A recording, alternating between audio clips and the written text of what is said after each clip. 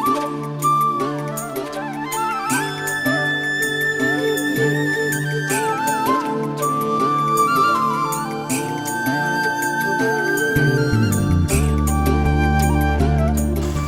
का ये दिन, ओणम का ये दिन बहुत ही इम्पॉर्टेंट दिन है मेरे लिए, बिकॉज मैं एक केरलाइट हूँ। लेकिन ये इसलिए भी है क्योंकि ओणम का जो फेस्टिवल है सभी रिलीजन के लोग सेलिब्रेट करते हैं केरला में and all over the world. खास करके मैंने इससे क्या सीखा है, ये जो है एक तो रेनी सीजन ख़त्म होता है और हार्वेस्टिंग शुरू हो जाता है, तो it indicates the end of one season and the beginning of another season, the harvesting season. इससे हमें क्या सीख मिला, मुझे क्या सीख मिला कि लाइफ में सीजन्स होते हैं, एक सीज़न जब जाता है दूसरा सीज़न शुरू होता है। इसी तरह से हमें अपने आप को सीजन्स के हिसाब से ट्रांसफॉर्म करते रहना चाहिए। एक चीज़ है जिससे आपको एक अचीवमेंट मिला, खुशी मिला और ग्रोथ मिला, अब सीज़न बदलना है, and that is the significance of this Onam festival.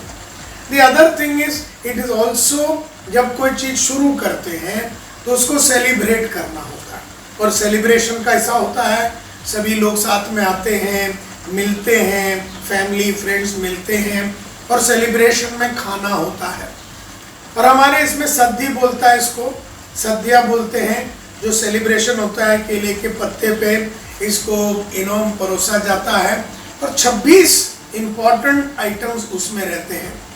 26, मैंने तो हमेशा सोचा है कि 26 days are there in the month, out of अगर आप 4 दिन संडे का निकाल देंगे तो 26 days there are different dishes and we have to also behave like different dishes, tasting to the whole world differently. आज मैंने सांबार टेस्ट कराया वर्ल्ड को, कल मैंने अवियल टेस्ट कराया, कल मैंने ओलन को टेस्ट कराया। तो इस तरह से स्वीट है, उसमें स्पाइसी है, उसमें मिक्स वाला भी है, करेला का भी भाजी है। तो इस तरह से हमारा पर्सनैलिटी बनना चाहिए, स्वीट भी है, थोड़ा सा कड़वा भी होवे, थोड़ा सा डायलॉग भी मारे, थोड़ा सा मारे भी बेल्ट के नीचे। तो मुझे लगता है कि ये ओणम से मैंने ये सीखा है, तो दिस इज़ वेरी इम्पॉर्टेंट, इसको सेलिब्रेट करना। और सेलिब्रेशन, बिकॉज हर festival is not just coming together and having fun and eating, but हर फेस्टिवल में अपने को ये देखना है कि इससे हमें कैसा सीखना है। It is also the festival where Lord Mahabali, King Mahabali comes on this planet Earth. कहानी ऐसा जाता है कि Kerala was ruled by Mahabali and he was a very generous king, बहुत ही उदार मन का राजा होता था और उसके राज में केरला का सबसे बड़ा प्रोग्रेस हुआ था।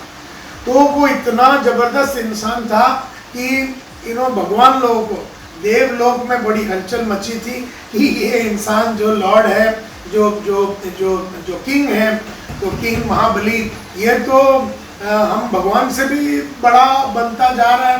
तो भगवानों में प्रॉब्लम हो गया, ईगो हो गया, और वो लोग सब जाके विष्णु भगवान को बोले आप इसका सेटलमेंट कर दो, इसका वसूली कर दो, इसका आप क्या बोलते हैं, इसका कोटेशन ले लो, और इसका सुपारी ले लो।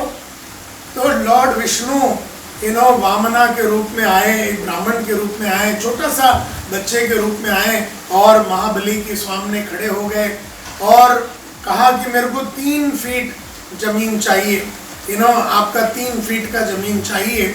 और इस तरह से उन्होंने बोला ये तो बहुत छोटा वरदान है, आप ले लो। और जैसे ही वो वरदान को दिया वैसे ही अपना विष्णु भगवान जो अपने रूप में आए और फुल फ्लेज साइज में आ गए। उन्होंने एक पैर रखा तो धरती उनके हाथ में आ गया, दूसरा पैर रखा तो आसमान उनके हाथ में आ गया, और कहा अभी और तो पैर रखने के लिए जगह नहीं है। तो महाबली वो सच जनरस मैन, बोले मेरे सर पे रख लो। तो उसने उनके सर पे रखा 3 फीट और उसको पाताल लोक का राजा बना दिया। और वहाँ पर एक वादा किया था कि मैं हर साल केरला में एक दिन आऊँगा, अपने देशवासियों को, लोकवासियों को, अपने देश के, अपने केरला देश के लोगों को मिलने के लिए मैं एक दिन आऊँगा। और इससे मुझे क्या सीखने को मिला है, one is you have to be generous, you have to, और आप जितना जनरस होंगे, आप जितना सक्सेसफुल होंगे, लोगों में आपके खिलाफ बातचीत करेंगे, लोग आपको सुपारी दे के उड़ाने की भी बातें करेंगे, लेकिन इससे आपको चिंता नहीं करना, आपको अपना काम करना है, आपको अपना कैरेक्टर को इंटैक्ट रखना है। और जो उधार था, और जो उसने ये नहीं कहा लॉर्ड विष्णु कि आपने मेरे को छल किया, उसने बोला यार जिसको जो होना है वो कर ले वे, आपको मैंने वादा किया है, अपने जुबान से मैंने बोला है मैं दूंगा। तो ये जो जुबान पे पक्का रहने वाली जो बात है, जिसमें उसने अपना सब कुछ गवाया, तो जुबान जो है सबसे बड़ी इंपॉर्टेंट बात होती है, ये भी हमें सीखने को मिलता है। तो मेरे ख्याल से अपना देश जो है इंडिया, और इसके हर एक फेस्टिवल में कोई ना कोई सिग्निफिकेंस है, तो हमें उसके सिग्निफिकेंस को देखना है, हमें उसके पीछे से सीख क्या है, नॉट ओनली उसका इम्पोर्टेंस वो फेस्टिवल का क्या है, लेकिन उससे हमें सीख क्या मिल रहा है, और नहीं मिल रहा है तो हमें अपने सीख को मैन्युफैक्चर करना है। जैसे बहुत सारे ये बातें जो है, ये मैं अपनी सोच से बना रहा हूँ, ये सोच जो कि यू हैव टू बी दिलदार, दैट कि जुबान दिया तो उसको आपको पूरा करना है, बिकॉज आपका रेफरेबिलिटी बढ़ता है ना, बोलता ना reach on time, always be on time, do what you say you will do, finish what you start, and always say please and thank you। रेफरेबिलिटी की हैबिट है, तो ये भी हमें सीखने को मिलता है किंग महाबली से। तो उदारता के बारे में हमने को सीखने को मिला। बहुत सारे फेस्टिविटीज़ होते हैं, ये टाइम पे बोट रेस होता है, लोग रंगोली बनाते हैं, सद्दी में सबको बुलाते हैं, खाना साथ में खाते हैं, सेलिब्रेट करते हैं, और सभी रिलीजन के लोग सेलिब्रेट करते हैं। It's a festival of universality, it's a festival of togetherness, and I feel we all should now work more together. We all should work with great amount of cooperation, collaboration, love and affection, and in every activity we should bring a soulfulness into the whole thing. It should not be only from the body and the heart or the mind, but it should be from the soul. We have to connect with people, we have to connect with our customers, and we have to connect with our jobs, and we have to connect with our activities from our soul, and dedicate our life on such beautiful days to do something really big and leave a legacy. All the very best to all of you. Happy Onam to all of you. My name is Tiger Santosh Nayak. Good luck.